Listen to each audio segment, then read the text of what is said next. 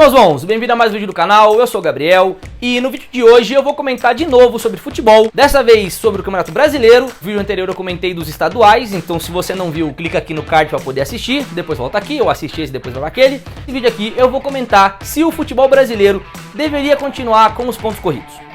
Bora pro vídeo. Desde a década de 90, o futebol ele vem sofrendo uma mudança, muito grande, digamos assim, que foi a introdução do futebol europeu como o mais top do mundo, sendo que naquela época eles não eram o mais top do mundo, mas a partir dos jogos de videogame, principalmente dos jogos de videogame, tem muito Enzo por aí, moleque pequeno que fala que a Europa sempre dominou, é mentira, não era assim. O Brasil sempre dominou, a América Latina que dominava o futebol até o começo dos anos 2000, a gente sempre tinha os melhores times, os melhores jogadores. Hoje em dia a gente ainda tem os melhores jogadores, então assim, vamos baixar um pouco aqui. Na década de 90, quando se colocou o neoliberalismo no futebol e criou uma raiz muito grande, fez com que acontecesse o quê? Não sei. O que está acontecendo hoje? Foram os primeiros passos para se construir o que está acontecendo hoje.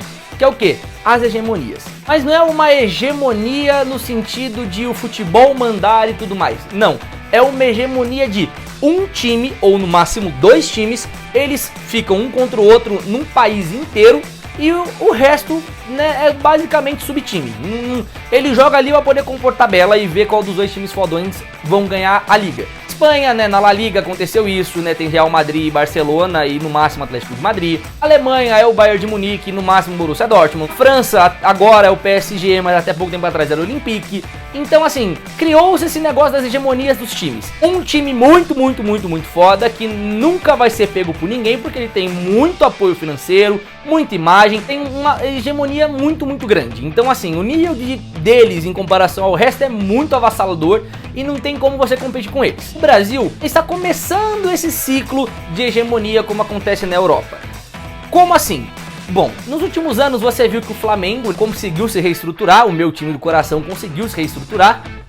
Tá aqui, inclusive, ó, você pergunta, a caneca tá quebrada, tá? Por isso que eu só deixo o símbolo aqui, porque ela não gela mais. Então ela fica com cheiro de gel dentro, então os líquidos colocados lá acabam meio ruim, então eu só deixei de enfeite.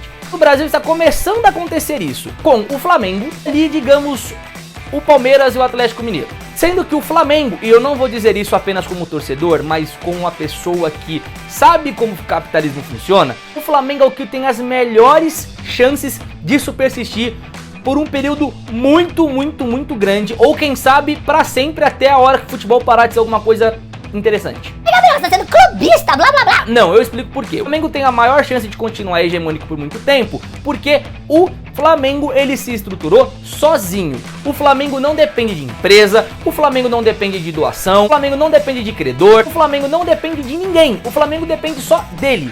O Flamengo arranca dinheiro de quem? Da gente, que é torcedor do Flamengo.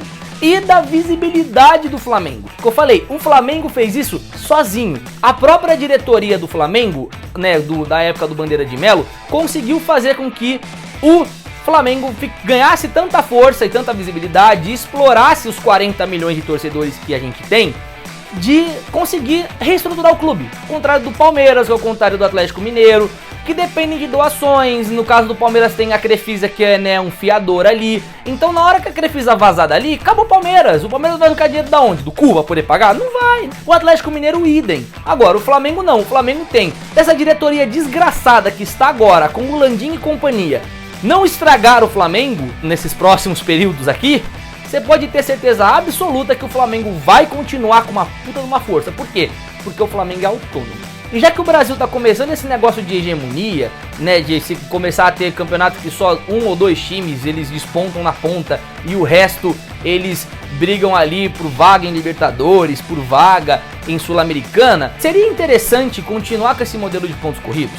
Não sei. Eu acho que os pontos corridos é a melhor maneira de você avaliar, isso é óbvio, você tá colocando o melhor time como campeão. São 20 times, mas o time não pode jogar contra ele mesmo, então, ele vai jogar contra os outros 19. É realmente a maneira mais justa e a maneira mais certa de se fazer o vencedor. Isso é óbvio, isso é um ponto incontestável, não pode se refutar isso.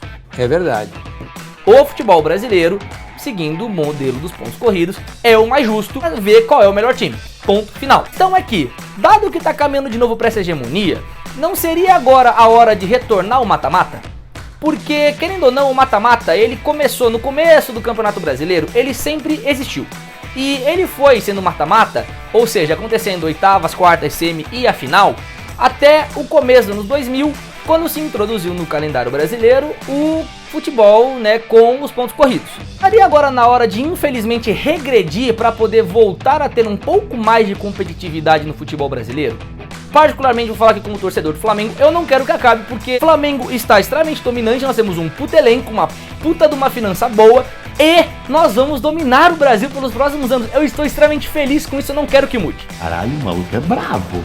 Porra. Agora, olhando para o bem da competição e do futebol, não seria melhor dar de novo mata-mata? Seria um pouco mais justo? Porque a Argentina já acontece esse negócio da hegemonia, né? A Argentina tem o Boca e o River. Se você não viu o vídeo da Libertadores que eu falo isso, tá aqui no card também. Boca e o River são os únicos times que mandam na Argentina. O resto ali, me desculpa, é time de várzea em comparação a eles. Ou seja, para o bem da competitividade, né, de chamar público, de tornar o futebol interessante, de atrair mais patrocinadores, de acabar com aquele negócio de mala branca e mala preta, gente vendendo jogo, gente vendendo mando de campo para conseguir mais dinheiro. Não seria mais interessante a gente voltar com o mata-mata? Faz ali uns pontos corridos para definir classificação da ordem do mata-mata e depois coloca o mata-mata. Assim como acontece em todos os esportes profissionais dos Estados Unidos. Eles têm lá a campanha de pontos corridos para definir a classificação de quem vai para o mata-mata. E no mata-mata tem chega na final, e na final os caras que jogam lá eles definem quem é o vencedor. Ponto final, isso acontece em todos os esportes dos Estados Unidos. A NFL, a MLB, a MLS, a NBA e a NHL. Se você voltar ao mata-mata, você consegue fazer com que times pequenos, num dia muito inspirado deles, consiga bater num time grande. Por exemplo, a Costa Rica, em 2014, conseguiu chegar nas quartas de final de uma Copa do Mundo com um time extremamente X, né, extremamente irreconhecível, extremamente pequeno, batendo em gente como Itália, Inglaterra, Uruguai. Ela se classificou nesse grupo e depois ela passou, não sei agora de quem que foi nas oitavas de final, e só perdeu pro Holanda nos pênaltis em 2014. Um surreal que foi a Costa Rica. Tu já imaginou se a Costa Rica conseguir chegar na semifinal? Como foi o caso da Copa de 2002, em que Turquia e Coreia do Sul chegaram nas semifinais da Copa do Mundo? E que por muito pouco, a final da Copa do Mundo daquele ano não foi Turquia contra Coreia do Sul? Naquele ano, que a final foi Brasil e Alemanha, que a gente foi campeão, e com penta no mundo, a final poderia ter sido Coreia do Sul contra a Turquia, porque a Coreia do Sul e a Alemanha foi um jogo, foi Turquia e Brasil. E o Brasil passou da Turquia e a Coreia do Sul perdeu para a Alemanha. Seria uma alternativa para a hegemonia do Campeonato Brasileiro? Na minha opinião, sim. Seria, né, uma maneira mais de acabar com essa palhaçada de que, ó, Ai, tal pessoa vendeu um jogo, tal pessoa fez sei lá o que. sempre acontece. E futebol brasileiro muito mais dinâmico, muito mais interessante, muito mais emocionante do que hoje em dia. É uma opção. Tá bom. Bom, gente, o vídeo é esse. Espero que tenham entendido, espero que tenham gostado.